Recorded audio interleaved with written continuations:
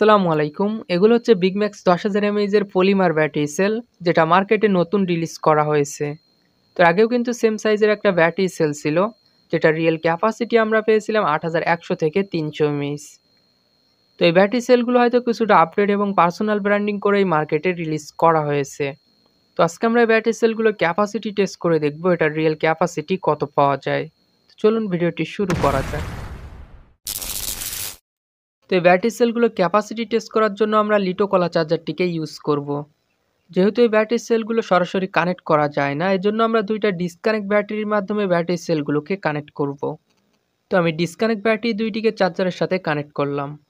তো এখন দেখতে পাচ্ছেন ব্যাটারি সেলগুলো চার্জারে শো করছে না। তো আমরা যদি পলিমার ব্যাটারি সেলটার সাথে কানেক্ট দিই, এখন দেখতে পাচ্ছেন আমাদের চার্জারে ব্যাটারি সেলগুলো চার্জ হচ্ছে।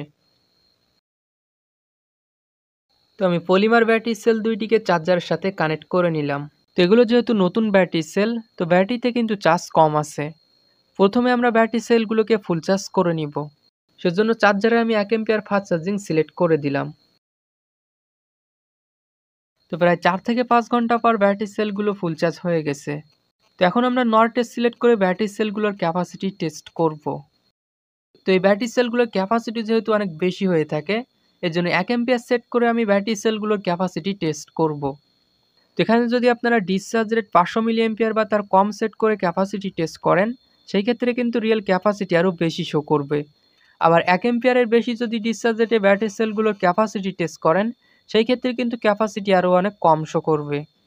তো এখানে আমরা 1 এম্পিয়ার সেট করে ব্যাটারি সেলগুলোর ক্যাপাসিটি কাউন্ট করব।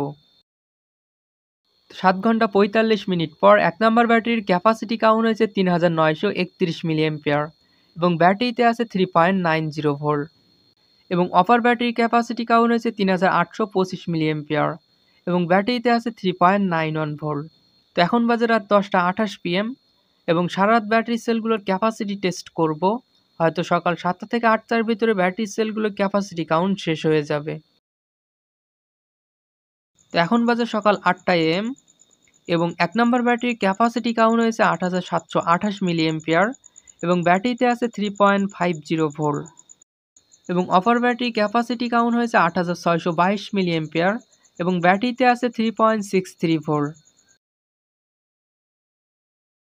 তো 17 থেকে 18 ঘন্টা পর ব্যাটারি সেলগুলোর ক্যাপাসিটি কাউন্ট শেষ হয়ে গেছে।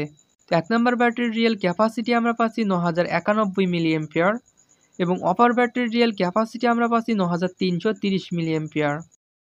যেখানে এই ব্যাটারি সেলগুলোর ক্যাপাসিটি টেস্ট করে আমরা পেয়েছিলাম 8100 থেকে 300 মিলি এম্পিয়ার। তো এই ব্যাটারির থেকে কিন্তু বিগ ম্যাক্সের ব্যাটারি সেলগুলোর রিয়েল